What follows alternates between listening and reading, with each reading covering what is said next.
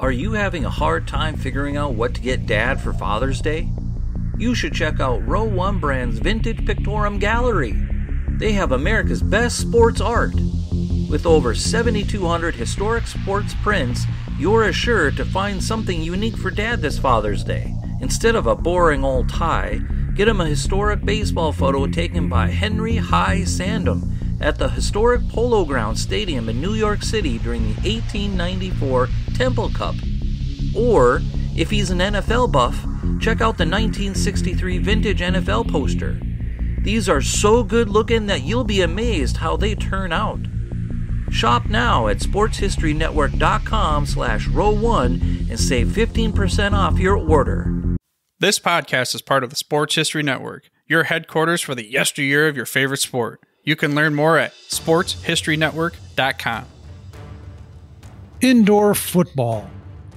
It was a strange concept for the world of professional football in Chicago back in 1930, with the Bears fueled by the talented backfield of Red Grange and Bronco Nagurski, and the Chicago Cardinals boosted by the celebrated Ernie Nevers. There was plenty of star power on both sides of the city. Yet the 1930 season concluded with neither the Bears, 9-4-1, nor the Cardinals, 5-6-2, capturing the NFL title that was won for the second straight year by the Green Bay Packers. The two teams did meet for the final time during the regular season on Thanksgiving Day, with the Bears edging out their rivals 6-0. Before that contest, Cardinals owner Dr. David Jones challenged Bears owner George Halas and the Bears to play the game for charity. While that suggestion failed to materialize, the two clubs later agreed to play an exhibition game on December 15th that would benefit charitable causes.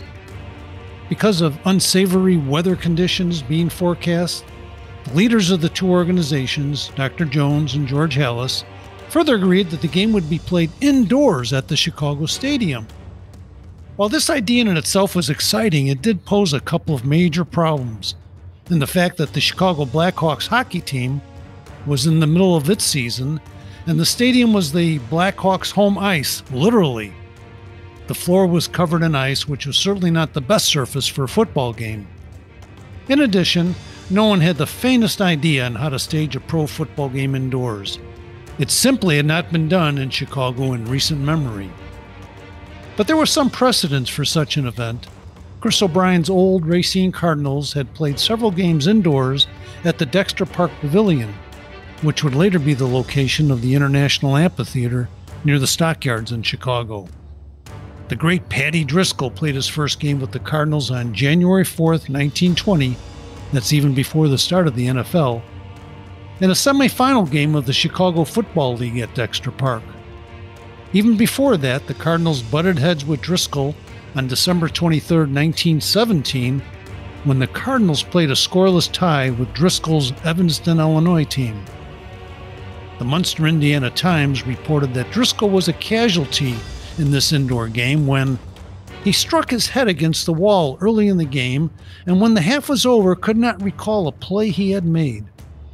Another drawback of the indoor competition was the low ceiling, which the Times blamed for a sad day by the kickers, reporting that the low ceiling interfered somewhat with the footwork, and both teams missed all their kicking attempts.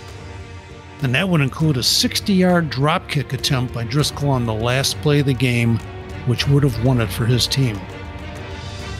But let's go back even further to 1896, when the Chicago Coliseum began hosting indoor football games between colleges. Located at 63rd near Stony Island on Chicago's south side, the Coliseum was near the campus of the powerhouse University of Chicago football team. Chicago defeated Michigan 7-6 at the Coliseum on Thanksgiving Day in 1896, and then on December 19th, the facility welcomed an interesting pair of foes in the University of Wisconsin and the Carlisle Indian School from Pennsylvania. Wisconsin's season had long been over, but the Badgers were attracted by a promised nice payday, especially when over 10,000 people showed up to watch the game. While Carlisle won the contest 18-8, the indoor battle was not without its challenges. According to the Chicago Chronicle newspaper, a lofty punt found itself wedged into the rafters. The paper said, "This extraordinary proceeding elicited prolonged shouting from the crowds." Well, apparently no one had bothered to bring another football to the game, and the Chronicle stated that a young lad was finally found who tripped along with the iron rafters and, securing the prize, tossed it down to the players waiting to renew the struggle. So, 34 years later, the pros tried their hand once again at the indoor game. The first problem to be solved was the solid ice over the concrete floor, especially since the Blackhawks were scheduled to play the night before the football game. It would take a lot of work in that short time span to make the game work. Immediately after the conclusion of the hockey game, the ice would be melted and the entire floor drained. Since the game could not be fought on the hard concrete floor of the stadium, truckloads of dirt would then be hauled in during the night to provide a depth of 6 inches over the 47,500 square feet of space. So, that left us with just one more challenge, but it was a big one. There was no way that a regulation-sized field of 100 yards could be fit into the football stadium, which we should say is a hockey stadium. What could they do? In order to accommodate the cozy indoor surroundings, several rules were accepted. The field would be 80 yards long and kickoffs would be made from the goal line. To justify the shorter field, the offense would have 20 yards subtracted on each drive prior to crossing midfield. Then a white football would be used to increase visibility for both the players and the fans. At the same time, no drop or place kicks for field goals would be permitted. And finally, there would be no restrictions on punting, since there would be at least 94 feet of open space above the playing surface. On the other hand, the punters knew that there would be no wind to affect their kicks. The charity selected to benefit from the contest was the Illinois Governor's Fund for Unemployment Relief, a noble cause during the economic depression. Yet one could reason that few dollars would be raised if attendance was low, which was a realistic expectation for a football game scheduled for December 15th in Chicago. Attendance had been severely limited a few weeks earlier by the frigid temperatures on Thanksgiving Day, but again, that was outdoors. Well, surprisingly, the response to the indoor game was strong. Approximately 10,000 fans jammed into the stadium and witnessed a solid game won by the Bears 9-7. There were some unusual circumstances due to the indoor field, however. With cardboard sidewalls surrounding the field, no yard markers were visible to the fans. The fans seated on the sidelines had obstructed viewpoints due to the sidewalls, and the players often found the temporary field to be a bit slippery. But overall, it was a nice change of pace for all involved, a successful event for charity, and a challenge for some of the stadium regulars.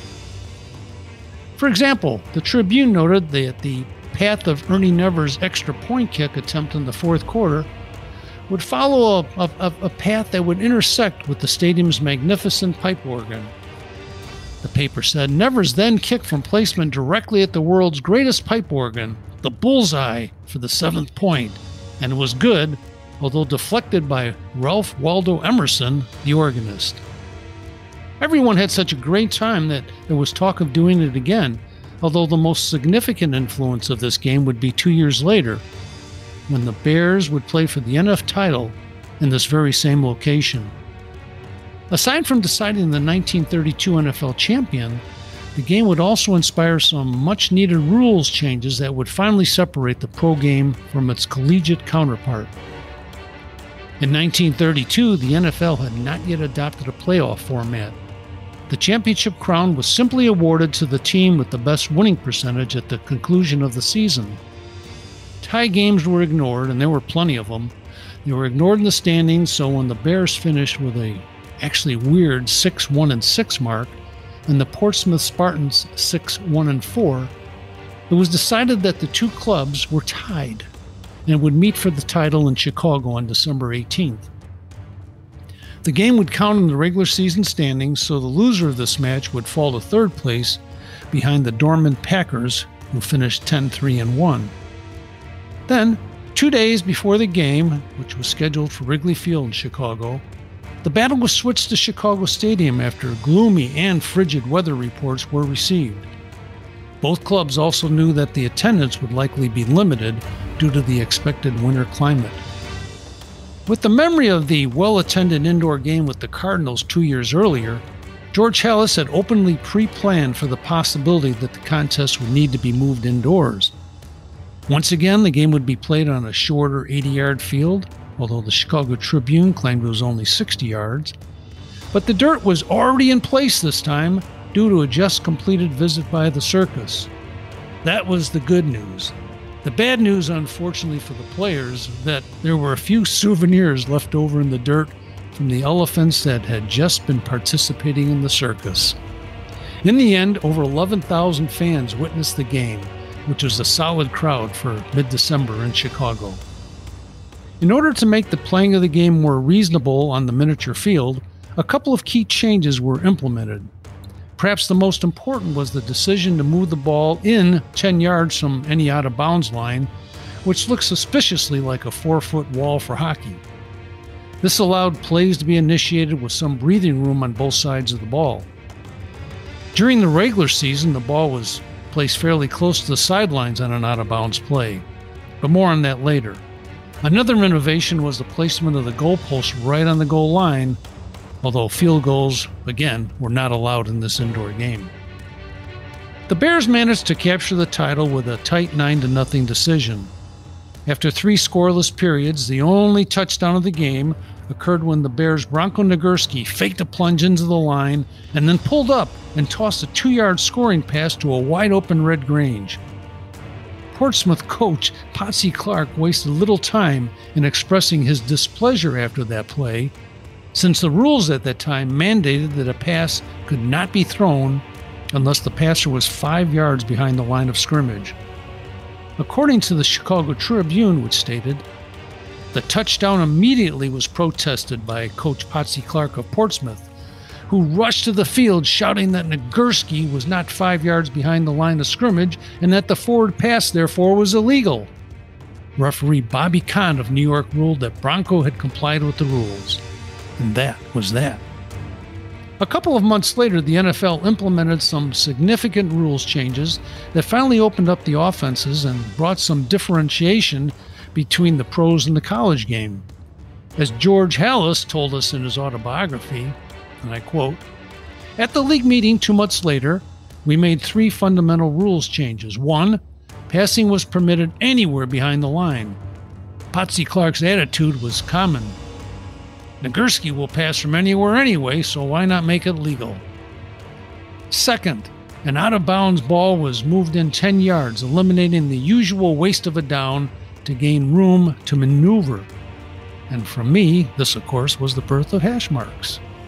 Back to Halas. 3, the goalposts, which had been moved 10 yards behind the goal line 3 years earlier, following the colleges, were restored to the goal line. These changes led to more scoring and fewer tie games, which had plagued the league since its inception.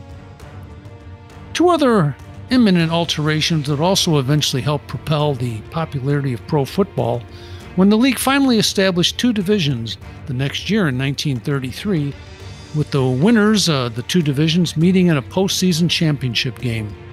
And the physical size of the football itself was reduced in 1934, making it easier to pass. Today, indoor football games are common and take place in stadiums designed for the sport. We hope you have enjoyed our stroll back in football time when indoor games were both a novelty and a challenge. But those first 2 NFL indoor battles at Chicago Stadium will always be remembered as the pioneers of something that was once thought to be both improbable as well as impossible. Please join us next time for a special episode honoring the 100th anniversary of the founding of the National Football League. This podcast is part of the Sports History Network, your headquarters for the yesteryear of your favorite sport. You can learn more at sportshistorynetwork.com.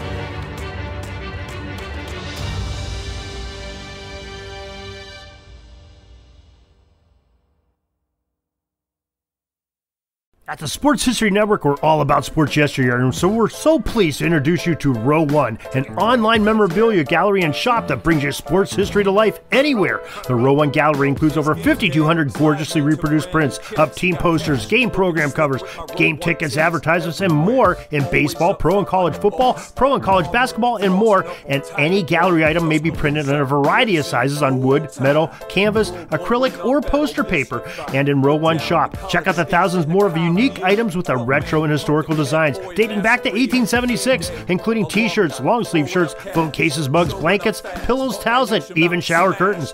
Go to sportshistorynetwork.com, ROW1, for access to the full Row One catalog and for gallery prints and gift items, plus get a 15% discount off all prints on the Row One Pictorum Gallery with coupon code SHN15. Follow the link on the show notes.